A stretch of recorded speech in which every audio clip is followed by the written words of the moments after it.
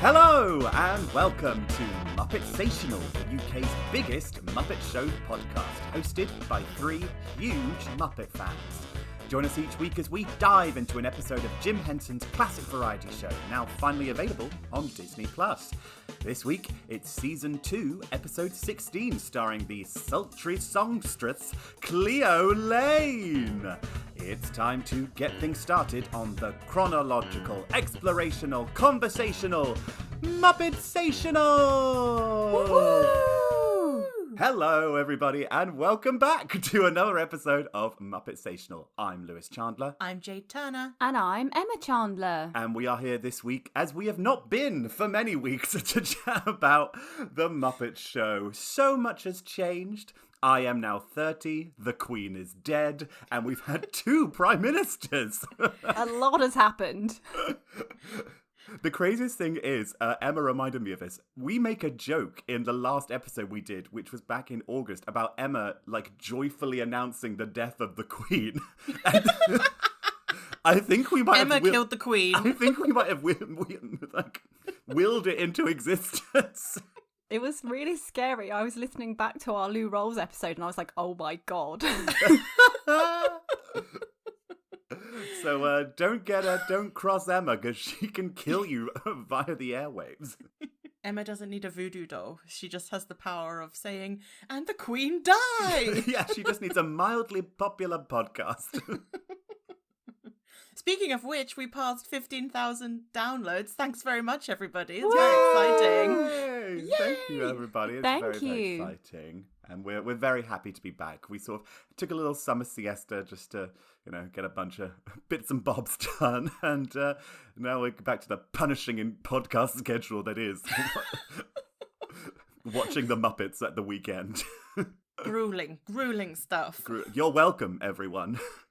How have you both been? Yeah, I'm okay. It is now freezing cold. I feel like the last time we recorded it was absolutely boiling, glorious sunshine. Yeah. And now winter is upon us. I know, it's sweater weather. It is sweater weather. Sweater weather.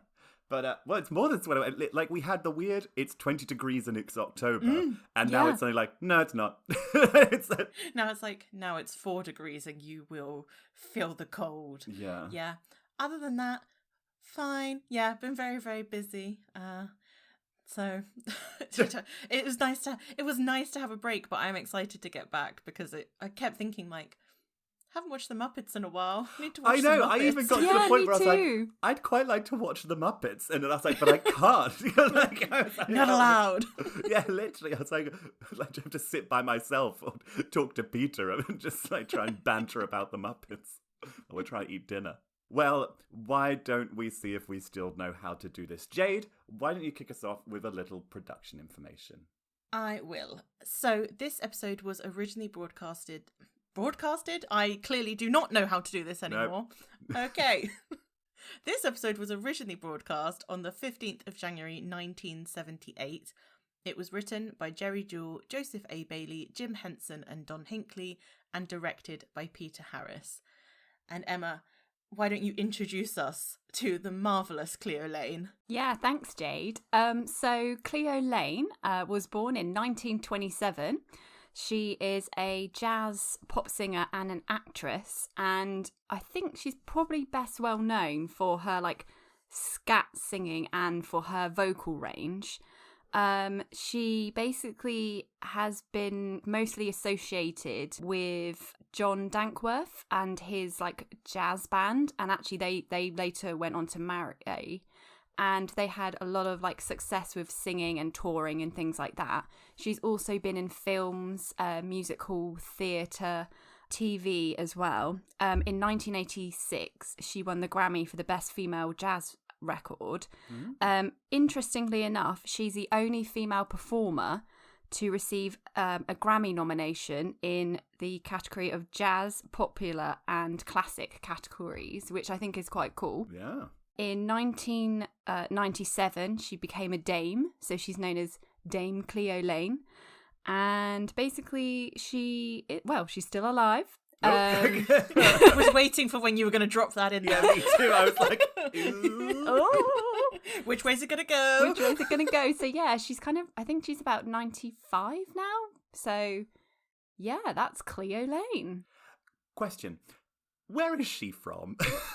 She's British. She's British. Her dad's Jamaican, I think. Yeah. Oh, I meant purely because of her accent, because for her first big number, there was sort of like an American bent to it. And Literally, then, the first thing written on my note is just accent question mark. If we're just going to go, if we're going straight in, I actually had to pause the episode the moment he was like, Cleo Laine, 15 seconds, Cleo Laine, and she went, I'm ready. And I was like, it was the campest, Kristen Wiig playing an old Hollywood actress. I'm ready. And I was like, oh my God, what the hell is this? I'm so excited. It's just... No, yeah, so I don't know if it was because of her jazz singing, and also she did spend a lot of time in the States, I think. She did, yeah. You know, she became very popular over there, so I don't know whether she just affected a bit of a... transatlantic bent. Yeah, but when she was introducing the Electric Mayhem, she sounded very British, but then there were other parts where she seemed to really mix it up. Yeah. Exactly. I mean, I love it. It's great. As someone who wishes they could speak full time in the transatlantic accent, it's I'm not bemoaning it. I thought it was camp as tits. I loved it. It was quite confusing though. It was. Yeah, she actually had a quick look at her Wikipedia page because I knew basically nothing about her at all. And she grew up in West London, not that far from where I am right now. So that's quite exciting. Ooh. So this episode, I don't know if it was the same for you both, began with a content warning from Disney Yes. Plus. So I was a little bit trepidatious going in to this one, as we know sometimes that can go from anywhere from outright racism to a puppet holding a cigarette. I think it's good, though, that Disney Plus does put these little... acknowledgements of the content warnings. I don't think I'd ever actually read it properly before. It's a very well-worded warning of being like, we are owning up to this racism. It was bad then, and it's bad now. Yeah, I think they're good. And I think, actually, when we get on to the number that I think it's for, Yes. when I was researching it, there was nothing on the internet that actually suggested that the number itself was problematic. Like, everything I read about it was just like, this is a jolly old song. And so I think it's quite impressive in a way that Disney are like, no, actually, we are going to recognise that this is problematic. Yeah. Look, I'm sure there's a Disney lawyer somewhere sitting with a remote control having to watch every piece of content they put onto Disney Plus and going, you know what, let's put a mark next to this one. It's when they finally get round to doing like Pocahontas or Peter Pan or something, then you know that they're actually paying attention. Well, I'm sure they've done Peter Pan. They might have done Peter Pan. I think Peter Pan does, but you're right. I mean, Pocahontas... Where would you even begin? Well, I suppose at the beginning. Imagine just a little Mickey Mouse pops up every 3 seconds and goes, "We're sorry, folks." Gorge. Anyway, shall we get cracking with Cleo Laine's episode? I had to really listen the second time I watched it to what she said to Animal when he was attacking her in that cold open. Because this is just, I obviously hadn't dialed into her transatlantic accent at this point, but I almost thought she said, rape me? And it turns out she said, could you hate me instead? Yeah, hate me a little. I got it. I did not. Like, the first time I was like, I know she hasn't said that. But you know when you're like, I don't know what she said. Oh my God. I know. I was like, wow. Jesus. Yeah. No, I just completely misheard. Clearly, the second time I was like, "Oh, it's hate. It's fine." Maybe it's because I'd had to pause it after I'm ready. Yeah. Then maybe I was already more attuned to it. I paused it, and then because I was watching it in bed this morning, I actually called Peter in from the kitchen. I was like, "You need to see this now." It's just so camp. I did think several of her numbers felt like they could be SNL sketches, just the way that she was performing. Oh, not just her, but also those creepy little puppets, which we will get to. We have a nice little trumpet gag from Gonzo. I think that's a new one of the trumpet just flying away. It is a new one, but did you notice it's the old Gonzo puppet? It's the season 1 Gonzo. He looks so busted and gross. Yeah, I did wonder that. Yeah. I have no idea. Maybe we saw it in season 1 and we don't remember it. Maybe. Yeah, it's the old puppet, which I thought was weird. Like when they used to use an old Simpsons couch gag again, you'd be like, that's not, we've seen this before.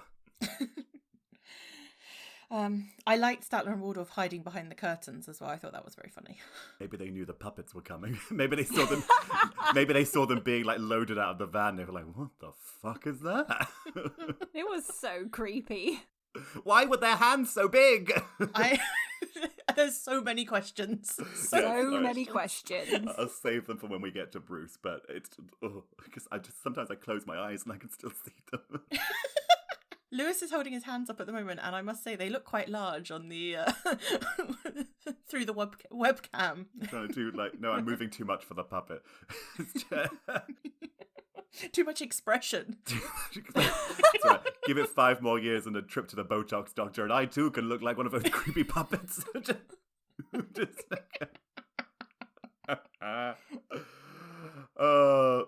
So we have the runner set up for this episode in our opening scene that basically Fozzie's mom is in the audience. Fozzie's mum. In the balcony, no less. Yeah. Which I'm not sure we've seen the balcony. Where's before. the balcony come from? I don't know.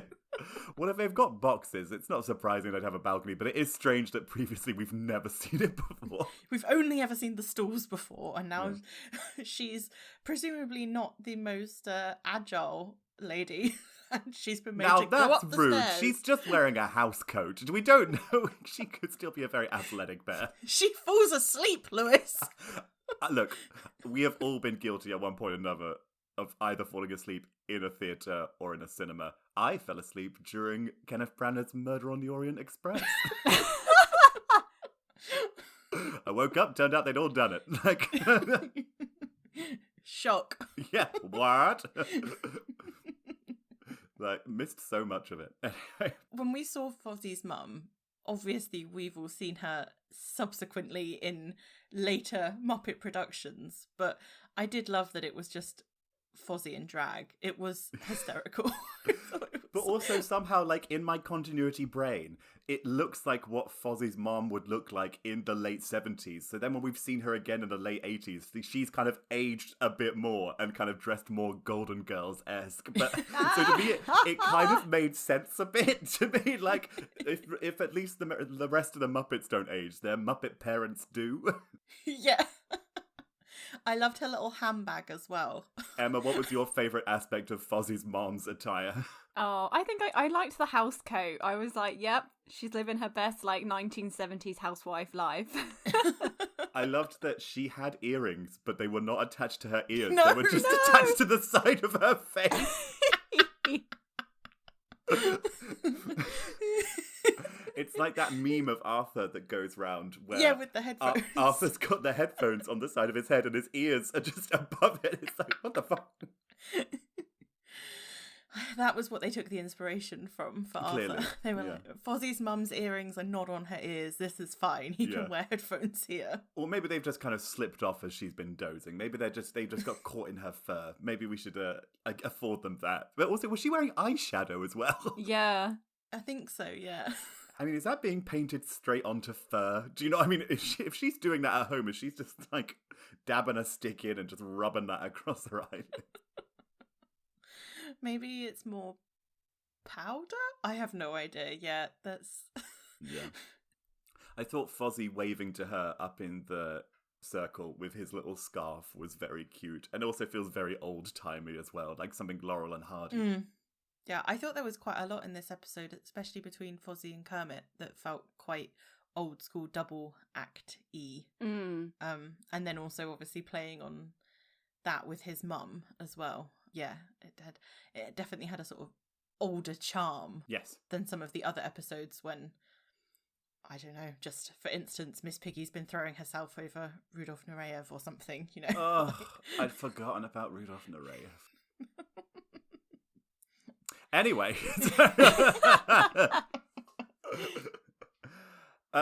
Well, we might as well get this out of the way. We go into a limbo number. Muppet Limbo. Muppet Limbo. Is it called Muppet Limbo? It is. Okay. It's an original song. Really?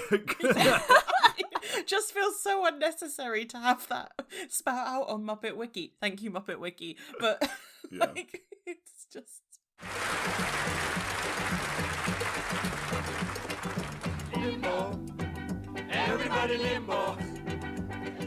Limbo. Holiday.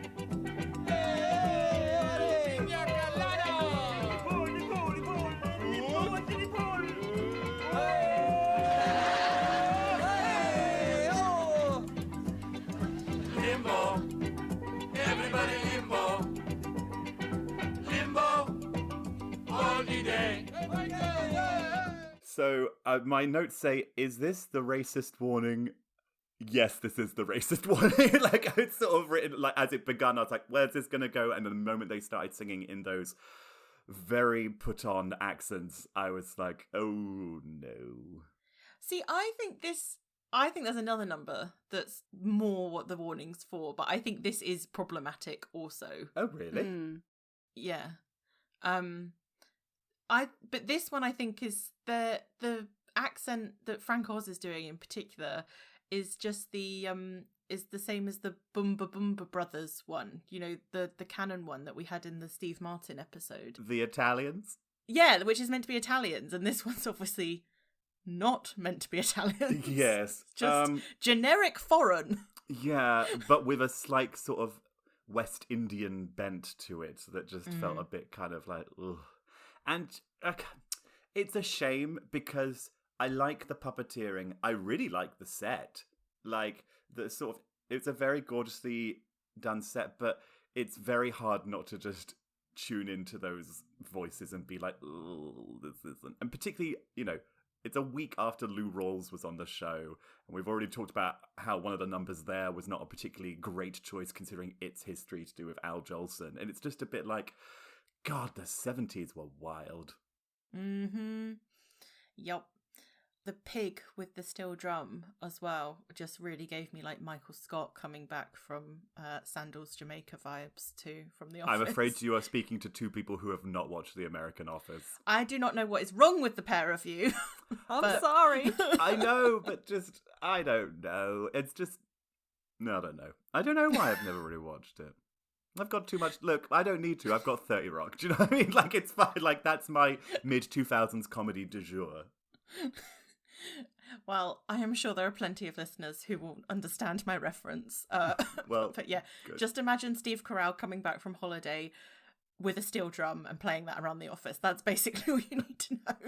Especially after the sketch, when they walked off and were still playing it, I was like, yeah, this is exactly like that mindset of like, yes, I have co-opted this culture and I'm taking it with me. This is mine it's like now. when Jenna Maroney goes into Unwind Your Lax. Yes, exactly. Yes, okay, there there's you go. always a way to bring it back.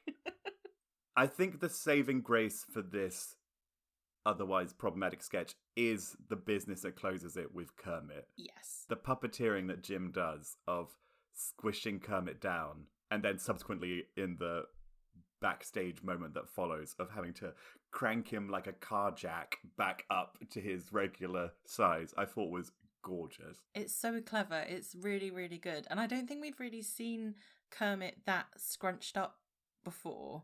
And not in that way. Like, we've seen him obviously sort of like collapse into himself. Into his little big body. Yeah. But this was really like, there was so much expression in like the neck part. Yeah. And then also the way that he'd modulated his voice so that he did actually sound like he was all scrunched up. Like, it was just gorgeous. It was lovely.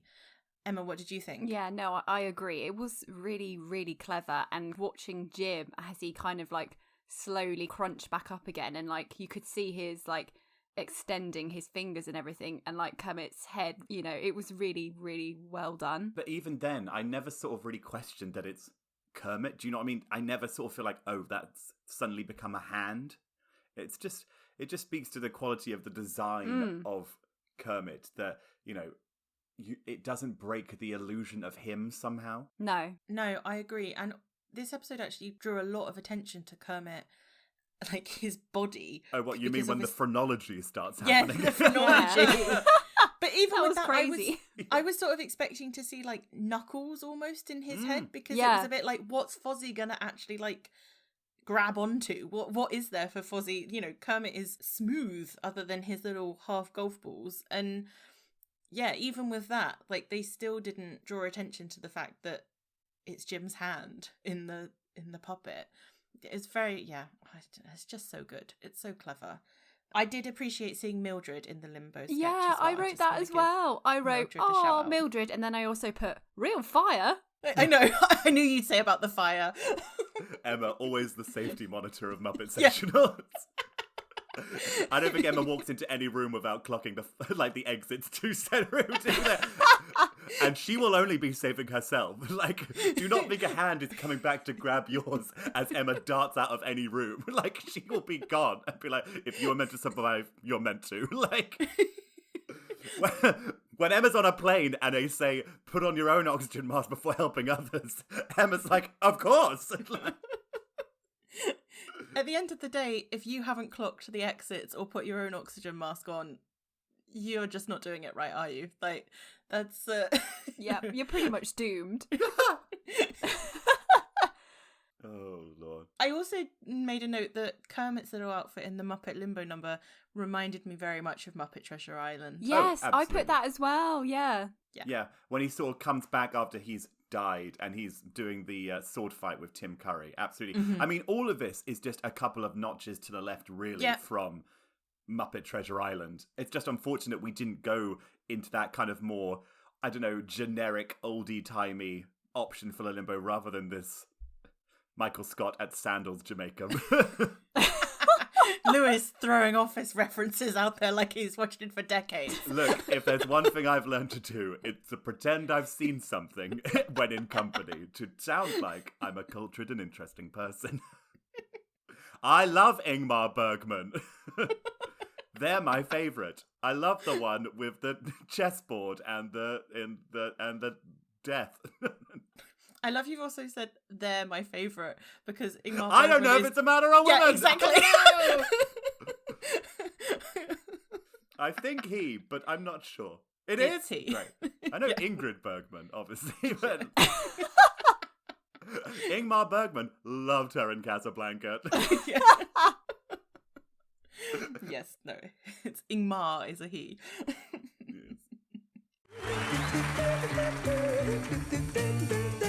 Don't mean a thing if you ain't got that swing.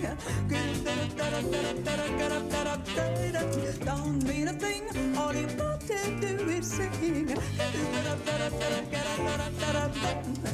Don't matter if you're sweet or hot, I give that rhythm everything you got.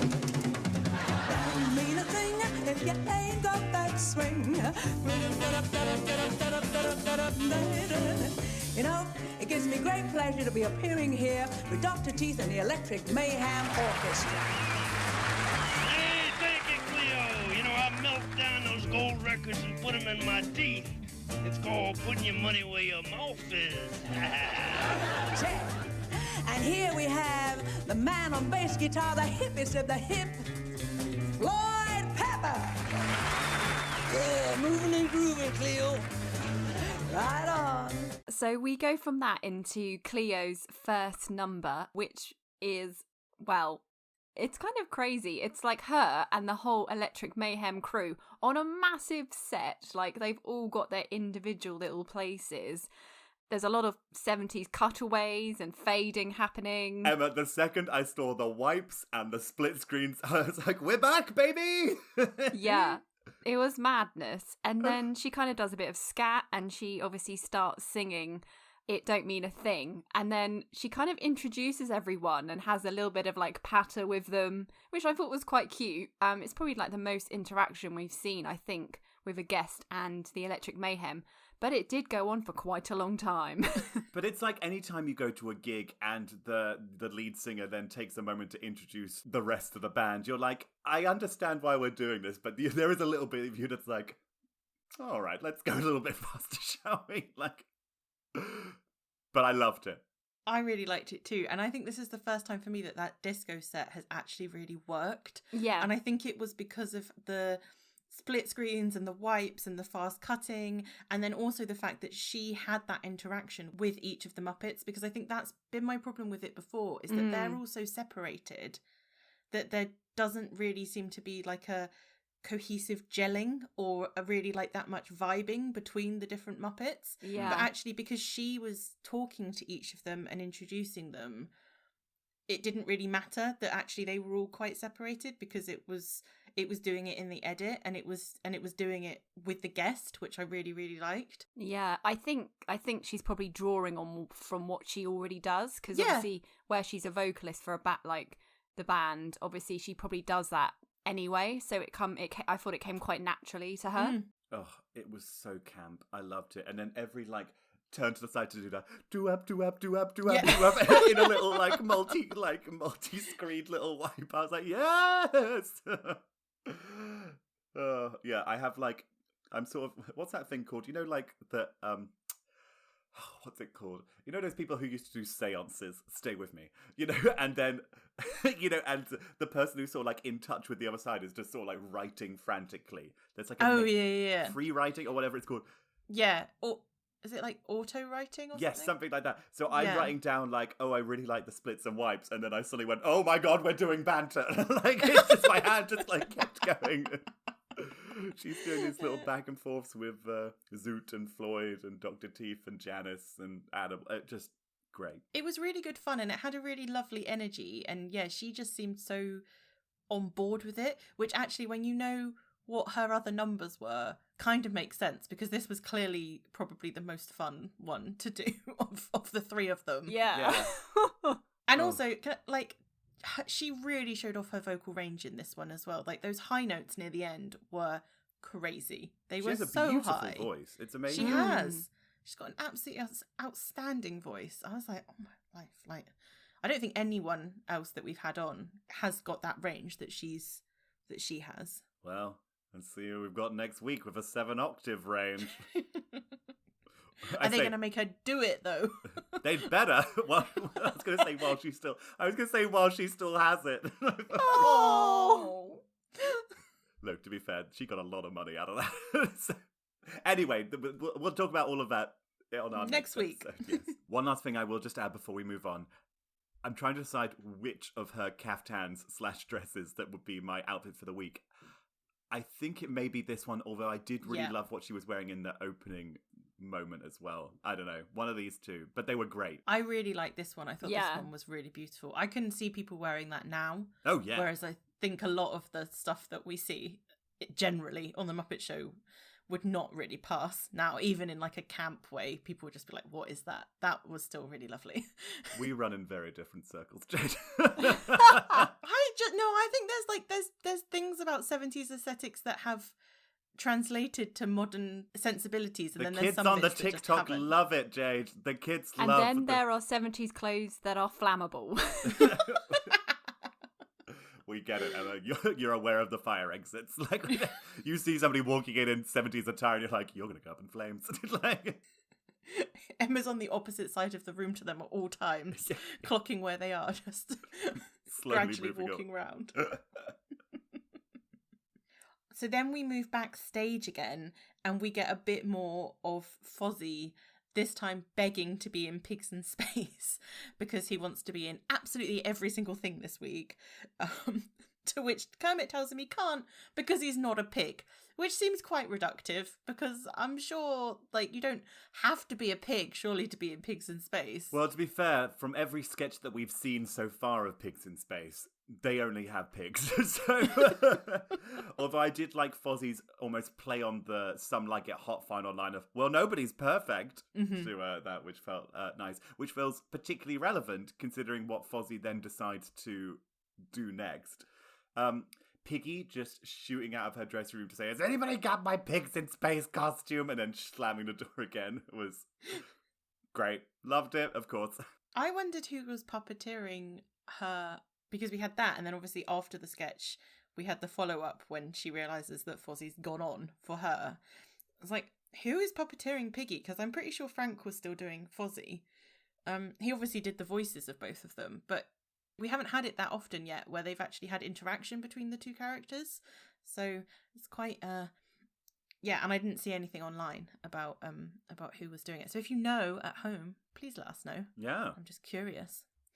But yeah, the actual sketch itself, Emma, what did you make of it? I quite like the intro this week where they kind of said Link was like the Neanderthal. I can't say it now. Here we go. Neanderthal. We're back. Yeah, now we're back. Now we're back. Neanderthalic. That's it, Jade. Yeah. And then they were like the overdeveloped Miss Piggy. Yep, I know. Very, very concerning. Concerning. And go on, Emma, what did they say about the doctor, whatever his name is? Julius Strangepork. Thank you. Yeah. Dr. Strangepork. I can't remember because I didn't write that down. He's got tridecaphobia. And what's that? I think isn't it the one of when you're scared of the number 13? I did mean to look it up. Hold on. Yeah, it is. It's fear or dislike of the number 13. The other form of it is triskaidekaphobia. I think I've said that wrong. But anyway, you can put an S in it somewhere. Oh, yeah. The more you know. So anyway, don't say the number 13 around Dr. Julius Strangepork. I thought Fozzie looked beautiful in his Miss Piggy drag. A lovely wig. The wig, I don't know. I don't know if it was just because it kept getting caught in his fur. I was like, this is just not really working. But I liked that it was like a lighter shade of... He looked like he was trying to be like Agneta from ABBA. Yeah. I like that the outfit just did not sit right on him either at all, because obviously it's designed for Miss Piggy's pig body rather than Fozzie's bear body.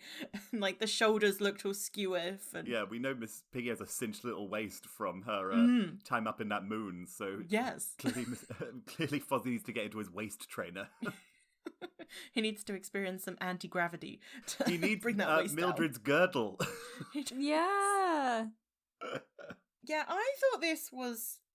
it just felt like a bit of a missed opportunity to me, to be honest. Like, I liked seeing Fozzie dressed up in Miss Piggy's First Mate Piggy outfit. Like, that was cute, that was fine.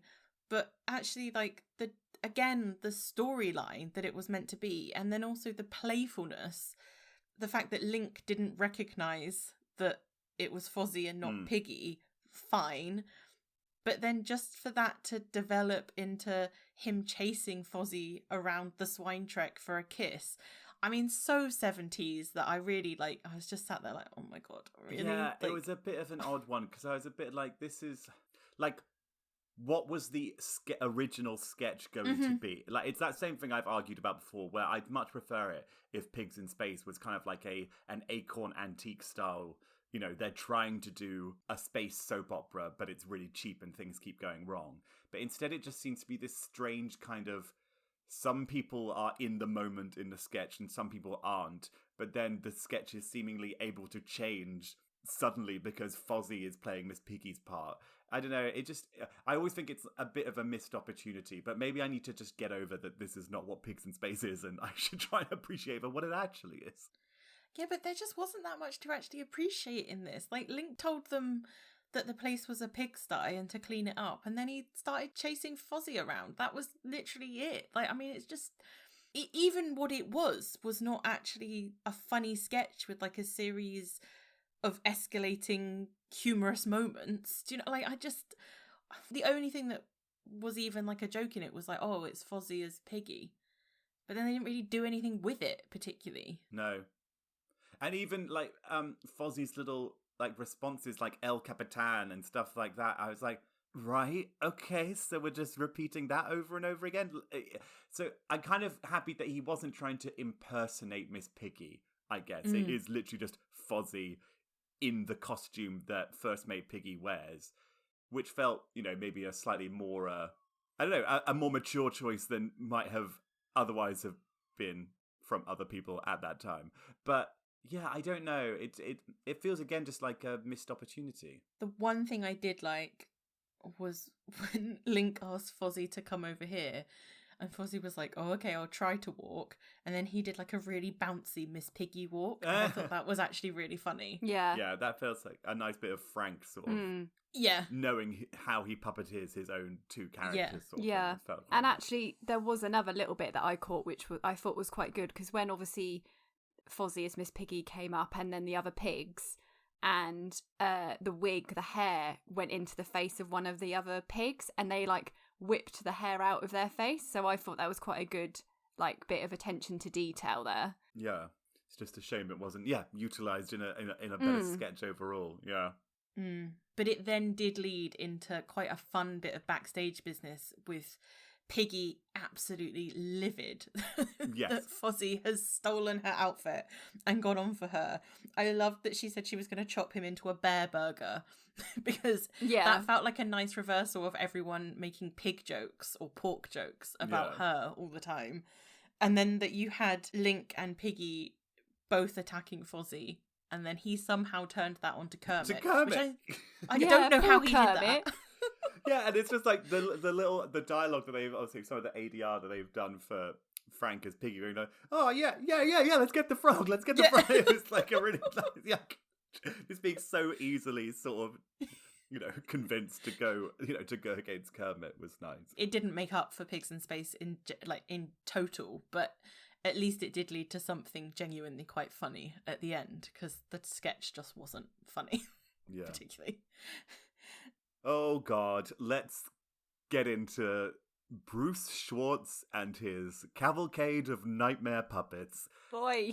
So obviously this is following the trend of Jim Henson having an appreciation for other puppeteers and wanting to use the Muppet Show to occasionally showcase them. So we had those shadow puppets for 100 years. Ta-da! Oh God! Why is it just the same joke over and over again? I don't know, at least it had a joke though. And instead of a repetitive joke this time, we get horror. Some of the most unsettling, oddly beautiful, terrifying, so out of place to the Muppet Show puppets I think we've ever seen so far. It made Moominshans look normal. Oh my God. I mean, like, I would take an hour of The Fly from Moominshans over even one more minute of whatever the hell was going on in this. So the thing is, it was weirdly beautiful, but it was so alarming and so creepy and just so out of place for the Muppet Show that it felt like whiplash. I wrote, oh no, I do not like this puppet. It will kill us all. Yeah. I actually, the second instance of Bruce Schwartz, I could see more beauty in that. This, with his giant hand clamped around that tiny, tiny little puppet's neck and head, was so disturbing. And yeah, her enormous hands, I mean, why were her hands so big? She doesn't need hands. She's not going to pick anything up with them. She's not going to do anything with them. Like, why are they not in proportion with the rest of her body? She uses it to rip out your eyes when you're not looking at her. Oh, I just found it super weird. Like, I didn't understand the fact that obviously this is quite a delicate puppet, and yet we can see him. And like you said, the giant like claw hand on her neck. Oh. Just tonally for the Muppet Show, so out of place, so out of keeping. What's meant to be a very dainty, beautiful little puppet ballerina doing her exercises and finishing in the splits, and instead of that, just for one, he's got his creepy enormous hand moving her head, and then that's buffeted between Pigs in Space and the UK spot. I mean, it's just makes baffling. No sense. Like, absolutely baffling. The idea that this is what closes Act 1 to go to an ad break in America. People are coming back after this? No. Well, I mean, they're not going to bed because they know they will die in their sleep after watching this. But I guess they might just turn over, just put another channel on. Yeah. Do we know if Bruce Schwartz is still with us? Bruce Schwartz is still with us. I did look him up a little bit. So he did some puppeteering on the Muppet movie. Okay. And he has done various other things. He was actually given a MacArthur Genius Grant in 1988, which, I mean, if that doesn't tell you something about MacArthur Genius Grants, I don't know what else will. For puppets? Yeah, for puppets. Puppets. Puppets! What? He also did the... Lewis, you can pretend you've seen a film here. He also did the puppets for The Double Life of Veronique, the Kieslowski film. Yes, the... Know it well. The Slavsky film, yes. Yes, very interesting puppets in that. I like the way the puppets did the things. I thought you were going to say I like the puppets did the puppeteering. Yeah, and then the most interesting thing I found, and has left me with some more questions than answers at this point, was... Oh, he didn't marry one of the puppets, did he? Oh no, well, I didn't find anything to say that. No, he became a yoga teacher, and he opened like a yoga studio in Pasadena, which is still going, but I had a look at their website, and there's no mention of him on the website at all. So what the hell happened there? Because he was like the co-founder of it, and now he's been wiped from the website. So I have, again, if you know anything about Bruce Schwartz and the yoga in Pasadena, I genuinely do want to know what happened. If we have a listener in Pasadena who wants to go along to a haunted puppet yoga studio, just find out for us what happened to Bruce Schwartz. And if you are never heard from again, we cannot be held liable. Okay, that's not, it's not our problem. Yeah. But anyway, yeah, the MacArthur Genius Grant really did get me. I was like, what? Why is this man been given a MacArthur Genius Grant? He gets $1 million. Is that what you get for that? I think so. What? Christ, think of all the creepy little puppets you could make for $1 million. Jeez, I was thinking of a pair of hands you could build with that. Now I'm not sleeping tonight. That's the end of my my restful sleep. Yeah. So anyway, that's Bruce Schwartz. He will be back. He will. He will. Actually, I think I might have seen he comes back on a future episode as well. We will never know peace. Never, ever, ever. So I've now realised that this next bit, the UK spot, is what you were also thinking may be the problematic. Yes. That's interesting, because I did think that as the song started. Now, maybe it's an old-timey song. It's like from the, turn of the 20th century? I think it's a little bit older than that. It's Noel Coward. So yeah, the beginning of the 20th century. Is that not, was he not a little bit later than that? No, he's like the 20s, 30s. Oh, yeah, well, okay. I think of the beginning of the turn of literally like the 1900s and the 1910s. So a decade before. Like, okay, so good. Fine, he's from the early 20th century. Like, would you not say that we're in the beginning of the 21st century right now? We're almost coming up to the quarter mark. Yeah. Look, if somebody... Look, I'm not doing this. I'm not doing these little semantic games. Like... Anyway. It's like, yeah, he's from... I think the song's from the 20s, but I'm not 100%. Oh, yes, the late 20th century. Right. Nobody said late, I'm just saying. So I was listening quite closely to the song. I have heard it kind of in passing before, because I have had the misfortune of working in lots of old-timey themed bars, which this was on the playlist. There wasn't anything that, at least to the only listen that I did, that sort of scanned as problematic beyond the fact that they're just sort of naming natives, like nondescript natives, but then also sort of, I don't know, the joke of the song to me is that the idiots are the British. Yeah, I think there's just a lot of stereotypes around a lot of the different nationalities in it. Of course, yeah. So like banging the gong and And I've also looked up the lyrics. Oh no! And is this where I get cancelled because I no, not at all. To the song properly. I've looked up the lyrics, and Hindu, or Hindus as it is in the lyrics, is spelled Hindoos. Okay, so that's not great. Not great. It was first performed in 1931, so yeah. Okay, well that I wouldn't call the beginning of the 20th century. So I mean, I just think it's obviously very much from a colonialist perspective. Yes. Apparently the phrase "mad dogs and Englishmen" is actually from Rudyard Kipling, which also tells you a lot. Yeah. Yeah, I think I just felt like, I think the Limbo number was definitely problematic too, and clearly there was some nondescript othering of different races, although it's sort of hard to actually say specifically what they were trying to send up. But I think this, to me, like the lyrics of this and the tone of this is just very kind of like Rule Britannia. Yeah. We're the English and you're everyone else. And yeah, that's very, it's very English exceptional. Yeah. Like, even if you are the butt of the joke, it's still just sort of saying, "Go," and all these other people from foreign places. Yeah. Well, and also I think it's like I think it comes from that place of like, we can laugh at ourselves because we are better than you, which is why we can laugh at ourselves for this nonsense. Yeah. Do you know what I mean?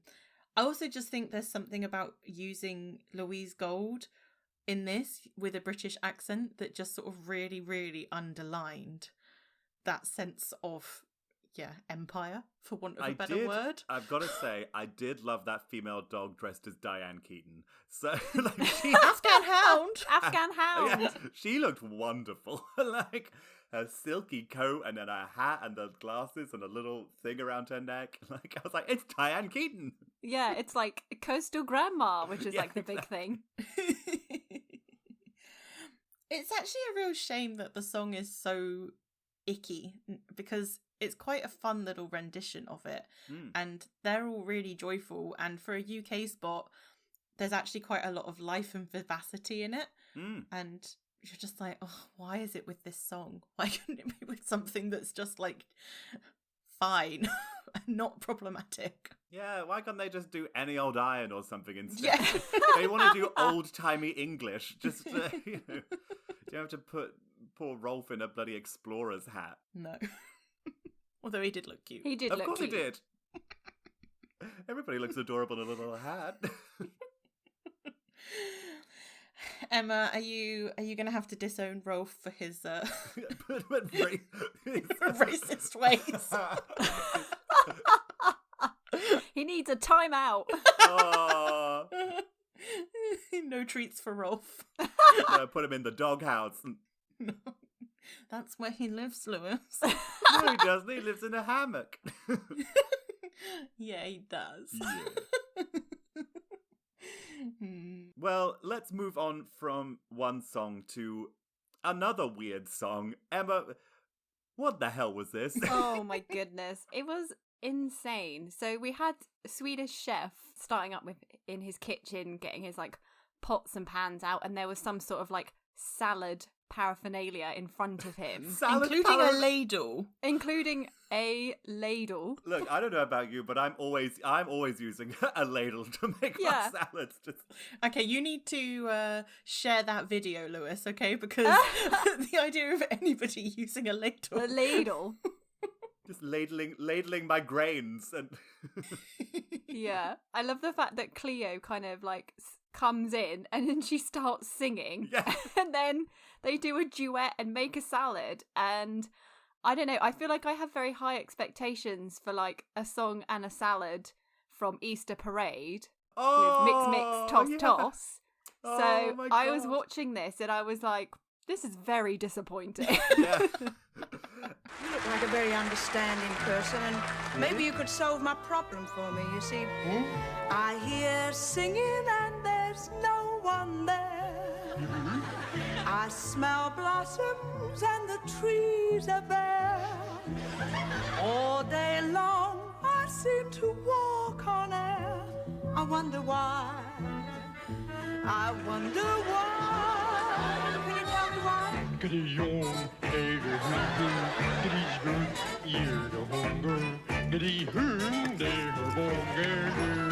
It was a very strange, like, it's like, this is what we're doing with Cleo Laine. Like, we're just having to let her wander into a Swedish chef sketch and then just sing while he badly makes a salad. I don't know, it just felt really tacked on in a way. I know. I did feel like they either. had like a good vibe, but at different points throughout it, I did think Cleo, I could see her thinking like, what is happening? Like, what am I doing? So the first time I watched it, I just found it pure chaos, and I wasn't really sure what was going on in the song, and it was just too much. It was just all too much. And then I looked up what it is, and so I had a better understanding of then the second time I watched it what the hell was going on. So it's You're Just in Love, which is the Irving Berlin song from a musical called Call Me Madam, which I think is a great name. We've definitely mentioned Call Me Madam before.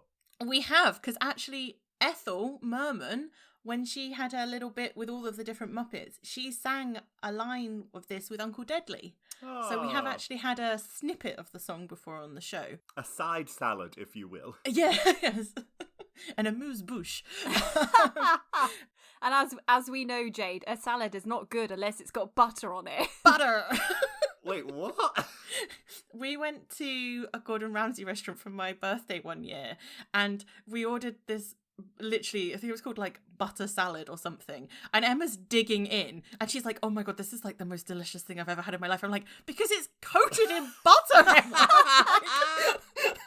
Emma's suddenly thinking she's got a newfound taste and appreciation for leafy greens, and it's just butter.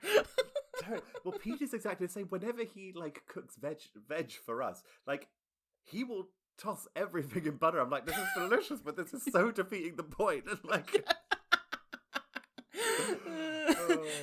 well, yeah, can recommend, but probably only once a week at most. Yeah. Anyway, butter salad.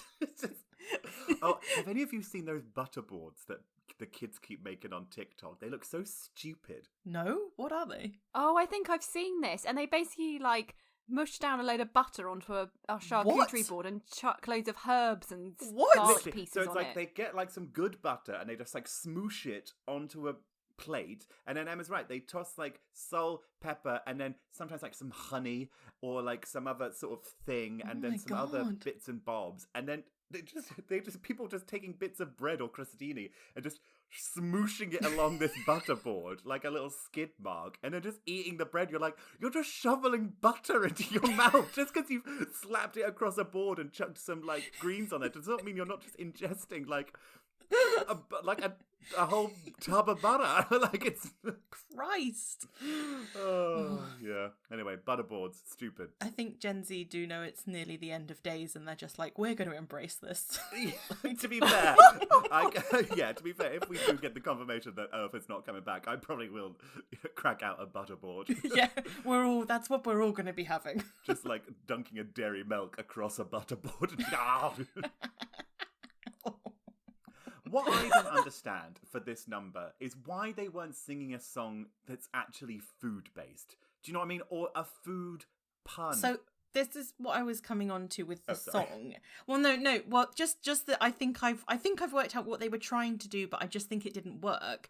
Is that this is obviously a song with the counterpoint, and it's famous for being an Irving Berlin song with the two different parts singing completely different melodies.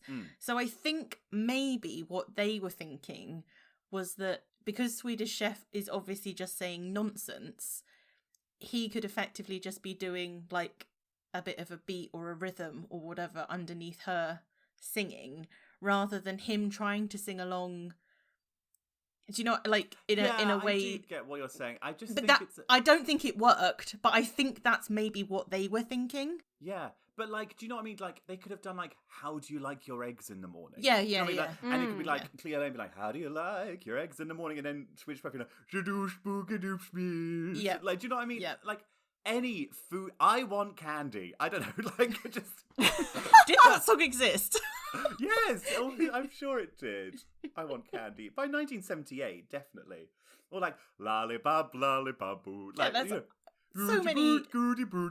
Like, you know, any of these things are funnier We've than already them made singing it better. a nondescript Irving Berlin song and making a salad like it's some sort of bloody Nora Ephron movie. Like we're just. just you know, making a salad. We need Diane Keaton back. That's not Nora Ephron, Emma. That's bloody what's her face? The other one, the one who does. Oh, Delia? No, the one with the kitchens, Nancy Myers. That's it. Yeah.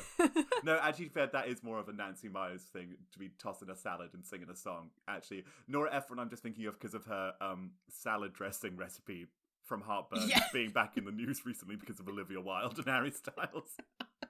A kitchen setup is more of a Nancy Myers thing in general than an Ephron thing. But yeah, like I completely agree. It was so I mean, it felt like one of Swedish Chef's recipes, right? Like, it just felt like they'd put everything in it and none of it was sticking or working or coming together. I found it quite funny when, obviously, Cleo was chucking all that stuff in, and then when she shaked in those nondescript herbs/spices, and then near the end when she put her finger in it, and obviously I don't know if she then had second thoughts and thought, I'm not going to taste this, but it was like she literally like retreated her finger back from the bowl and just completely ignored what she just did. Yeah. I did like how over the applause, like, she's doing a sort of like look at Swedish Chef and then laugh, and then she's clearly like looking off camera a bit to be like, well, that was weird, like laughing, kind of like, all right, I guess we got it. Like, I was gonna say, I think the look was more like, you're not making me do that again, are you? I am Cleo Laine and I am not ready. I am done. I'm done. Yeah, it's just very strange. I wonder whether we are going to see any more of Swedish Chef doing numbers with guests, because I feel like surely they chalked this up as a bit of a loss. I mean, if we've learned anything from watching this show, it's that it takes a little bit of time for the failures to be clearly recognised. We saw those houses come back way too many times. Oh my god, don't remind me of the houses. Oh. The Statler and Waldorf got a good zing on the end of this though, didn't they? With the cooking is the second worst thing he does. I thought that was great. That was really good. It's almost like a sort of light apology to the audience, being like, yeah, we know that wasn't great. So let's move on. And move on we do to Fozzie Bear doing a phrenology bit. Of course. You know, that thing that Fozzie Bear always does. He's famous for it. Yeah. I did think this was actually quite cute. Yeah. The first bit I didn't like too much, but as soon as the mallet came out, I was like, okay, this is quite a funny escalation, and I like this. It's like a sketch. I honestly felt like the whole thing just felt very old school double act, you know? Yeah. Fozzie just going for it. Kermit obviously being the straight man that is going along with it because it's his friend and his mum's in the audience, and he also doesn't really have a choice because Fozzie's basically got him in a headlock. Yeah. The silliness of the jokes around, like, you're a very flexible person and tomorrow you're going to have a stiff neck. And I don't know, there was just something very charmingly, just stupid and silly and fun. Frank and Jim were puppeteering it so lovely, like the way that they were tussling together. And clearly a couple of little ad-libs being tossed in as well. Yeah. Emma, if you were Fozzie's mother up in the audience with your house coat and your earrings dangling across your cheek, would you be impressed by this phrenology sketch? I feel like she'd probably be sat there being like, what is going on? How many years did I pay for clown college? Yeah. I think would she not be like that? Exactly. She'd be like, I thought you were going to do comedy and now you're doing phrenology. So here's a question. Do you think Fozzie thinks he's doing a sketch about phrenology, or do you think Fozzie thinks he's doing phrenology? I think he thinks he's doing phrenology. Yeah, I think so too. I think he thinks he's doing it, yeah. Because also the little, when he whispers to Kermit, do it for Mom. Like, do it for Mom. Yeah. It's really just like, I want her to be proud, and I'm doing this newfangled form of... Well, newfangled, except phrenology is like definitely from the beginning of the 19th century, like 20th century, if not like the end. Yeah, but that's Fozzie's prime time, isn't it? You know, like Fozzie's musical and that kind of humour. Yeah, I think he thought he was doing it though. I really think he was like, let me feel Kermit's bumps and I will read his future. Yeah. Bless him. Yeah.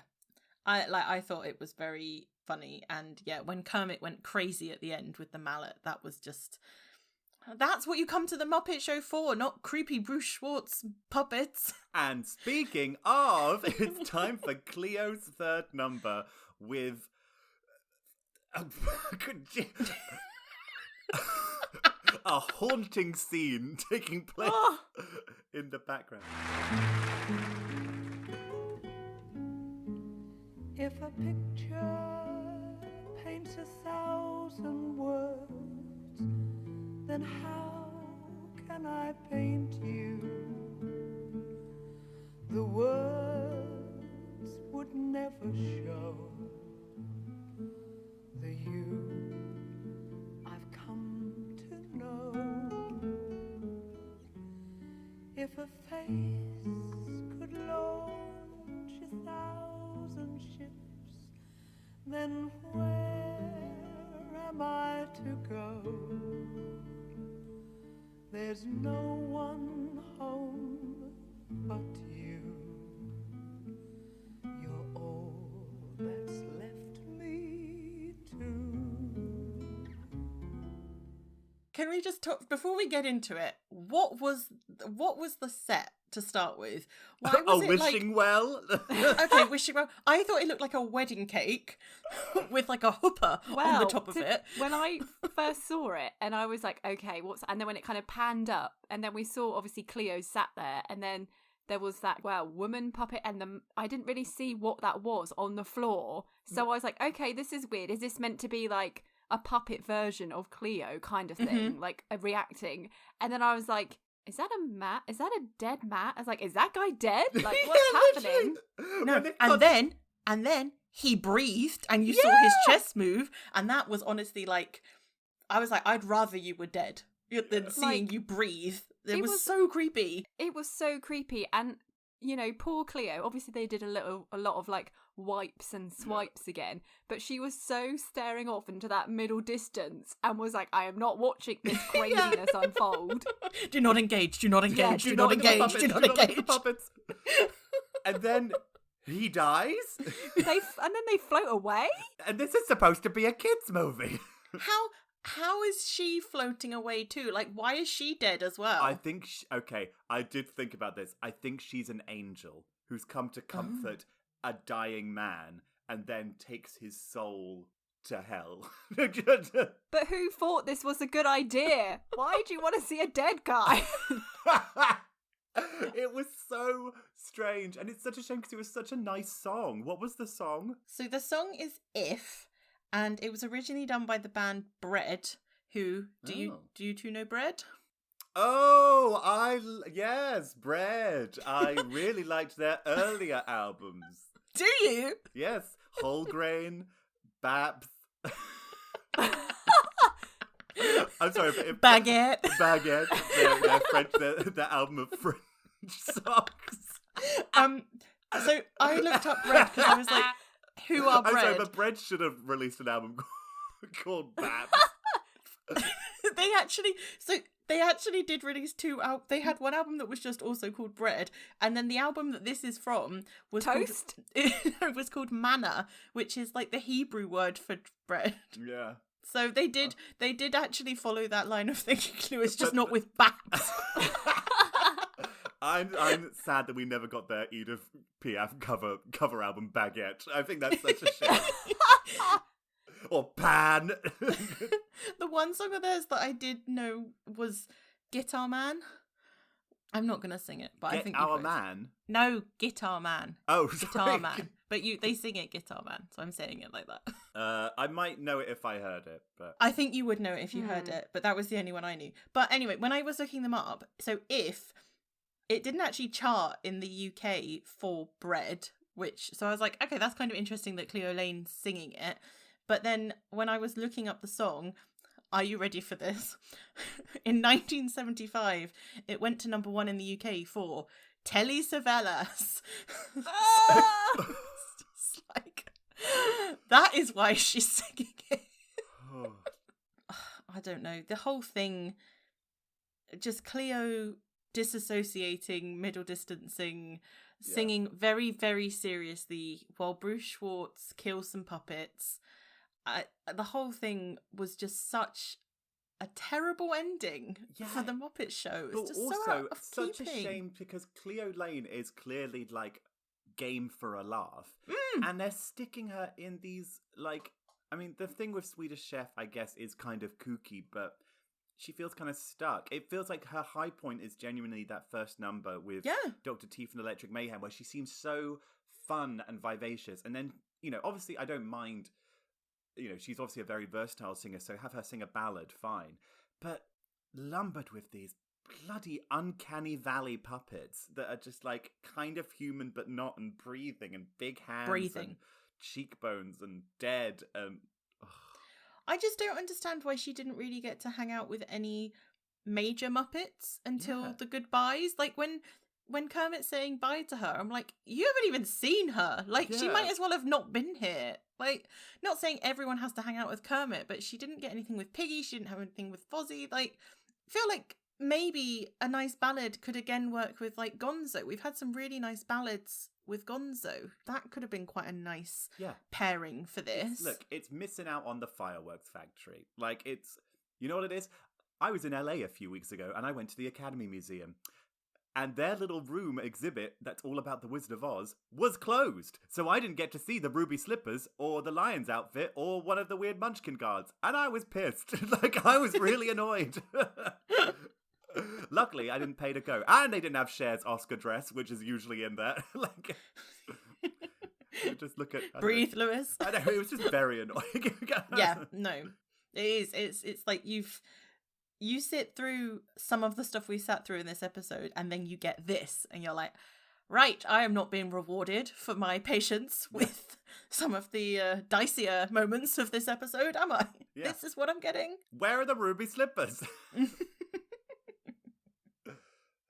I actually feel really sorry for her that this is what she was given. I'm sure she could have had... even if the rest of the episode was a bit weird, I'm sure her numbers could have been a lot more fun and enjoyable and, like all of those things. Watchable, entertaining. Yeah. And even we do get a nice close to the sort of, I suppose it's literally just the A plot, where there isn't really a second plot running through this episode at all. We cut to Fozzie's mother and she is fast asleep. And to be honest, I do not blame her. I think the puppets killed her, as in Bruce Schwartz's puppets. Are we going to see one of those Bruce Schwartz puppets come down and pick up Fozzie's mum and take her away? The credits play out in silence, just like, she's dead. In memory of Ma. Ma. Oh, Ma. Oh, well, I will be very interested to see how we are going to rank this episode. But first, we must decide upon our MVMP, otherwise known as our most valued Muppet performer. Emma, why don't you kick us off? Well, I'm going to go for the Bruce Schwartz puppets. Only joking! Angel of Death. No, my MVMP for this week is Fozzie. Yay! Woo! I just love the fact that he just tries to like muscle his way into everything, and he's like, please do it for Ma, just like give me my 5 seconds of fame. And how he just kind of keeps pestering Kermit. I really love the little backstage business with him and Kermit when he's like using the car jack action to push scrunch Kermit back up again, and his just kind of like desperation to get on stage is quite funny. And it was great to see him doing his like act with Kermit as well. I thought that was really funny, and like how we were saying, like the puppeteering of Fozzie and Kermit was really great, and their interaction and the ad like libbing and everything. So I think for this episode, my MVMP is going to be Fozzie Bear. How about you, Jade? I thought Fozzie was cute. I did worry at times that we went slightly back into, not quite sad sack Fozzie, but just like he was a little bit desperate. So for this episode, I've gone with Kermit for my MVMP, because I just thought he actually was holding a lot of that Fozzie stuff together. But also I really loved that we had that amazing bit of puppetry with when he was all scrunched up, and how good the voice was during those, I don't really want to say, well, I guess it was a little scene, but that like transition moment. Also really liked how Jim played Kermit during the phrenology sketch as well. I felt like actually without Kermit to be that straight man against Fozzie would have become really, really quite grating actually this episode. But I think Kermit did enough to sort of keep it funny, keep it moving, keep it grounded. So yeah, I'm giving it to the frog. Lewis, how about you? Jade, I'm actually siding with you on this one. This week, I'm giving my MVMP to Kermit. Yes, we win. Yeah, I think you're right. I think there's just a little bit, not too much Fozzie, because he's adorable, but it does start to get a bit repetitive, whereas Kermit shows some new sides to him this week, and some new shapes to him as well. So I think that and particularly when he's so often sort of stuck as just being our, I don't know, point of normality or the straight man to everybody else's nonsense, to let him still get a bit of kookiness or madness is always nice. So yes, I am also going to choose Kermit. All right, let's get into our rankings for this week. Do you know what? I'm going to do the same order. Emma, why don't you kick us off? Okay, so this was quite tricky for me this week. So I'm going to give it 6 salad making out of 10. Six butter salads. 6 butter salads out of 10, yeah. They sound butter. tasty. I mean, there were some really great bits, and I did love the whole plot with Fozzie and his mum and his interaction with Kermit.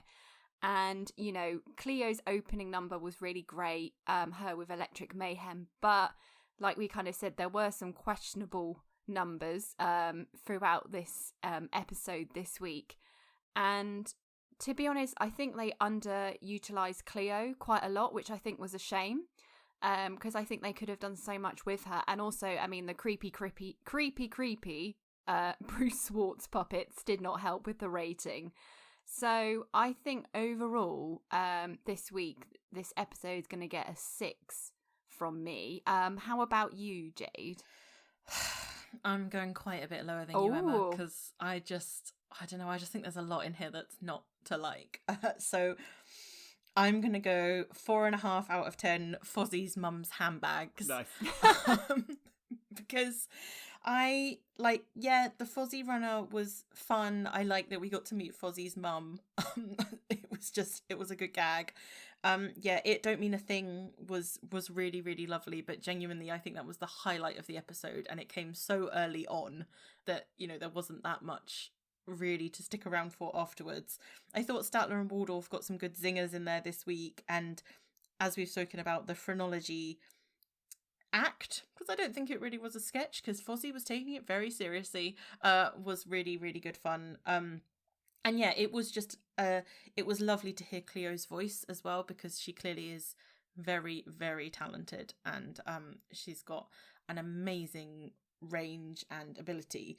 But yeah, I agree. I think she was massively underused. And I just felt like overall there was quite a lot in this episode that either just left me feeling a little bit like, oh, this is a bit problematic, or I can't fully enjoy it 100%, or just, yeah, with the creepy puppets, like, why am I watching this? So yeah, 4.5 out of 10 Fozzie's mum's handbags. Lewis, what are you giving it? I'm going to go sort of between you both. I'm doing 5 haunted angel puppets out of 10. This kind of reminded me a bit of, was it Judy Collins that we had earlier this year? Where it's like... The clowns. Yeah, exactly. Where you're sort of like, good God, what is happening? And it's such a shame because the actual guest has so much potential, but then they get kind of wasted. And then a few kind of sketches that, again, feel like they have potential, like Pigs in Space, or I don't know, even Swedish Chef and a Guest, that just don't capitalize on it properly. But I think you are so buoyed along by the goodwill that first great number with Cleo and Electric Mayhem has, that I think I was probably a bit kinder on it. Whereas actually, had that been the closing number, I probably would weirdly be ranking it lower. But yeah, I think for this one, I think it's a shame, because Cleo Laine seems really fun. Camp Gold, caftans galore. But I can only give it 5 haunted angel puppets. Haunted angel puppets out of 10. So, yeah. Sorry, Cleo. You deserved more. Yeah, she absolutely did deserve more. And that's one of the reasons, in a way, that I've marked it as low as I have, because I just think, like, there was clearly a lot more that could have been done here, and they just did not make the most of it at all. Yeah, I agree. Well, let's fly ourselves over like a weird angel of death puppet with big hands to Jade's Muppet Book Club Corner Club. What have you got for us this week, Book Club? Jade? Please take your hands off my neck. Oh, if I had a nickel. Oh, we're back. Hey. So this week, I've got something short and sweet about the Swedish Chef this week from Jim Henson The Works. Short and sweet like a butter salad. Because I wasn't really sure what to say about this week's episode. Because I think I just got so freaked out by the creepy puppets. That Well, I was after you've done research on Bruce Schwartz's yoga studio, there's only so much. That's very much a too much internet for today kind of like. Yeah. Close the laptop, go touch some grass, kind of like.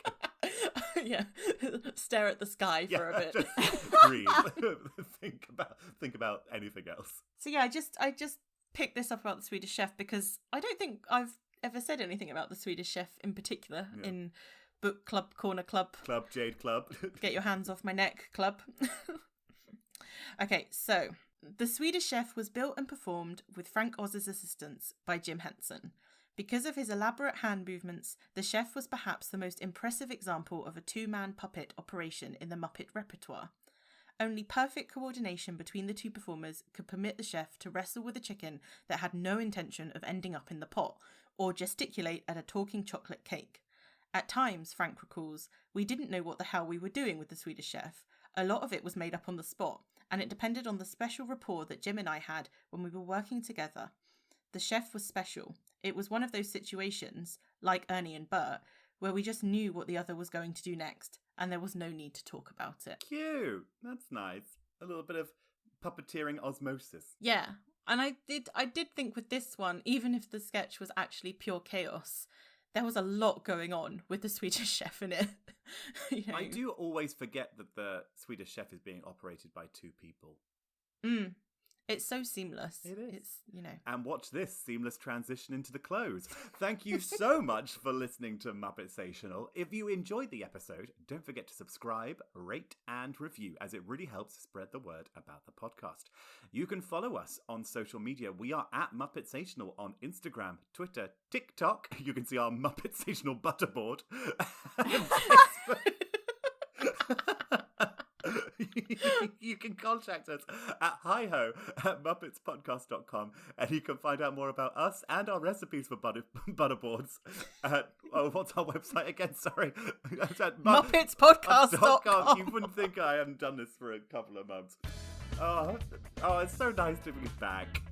Thank you so much for joining us. Until next week, or, whenever the hell we give the next episode. I've been Lewis Chandler. I've been Jade Turner. And I've been Emma Chandler. We shall see you next week on another episode of Muppetsational. Bye! Bye! Bye!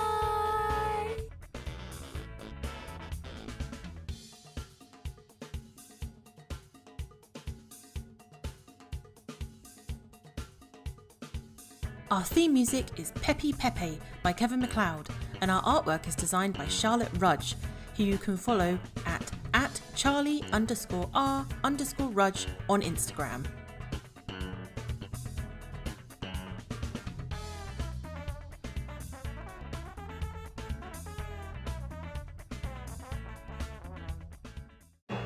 That was a funny show. Yes, it was. I wonder if they meant it that way.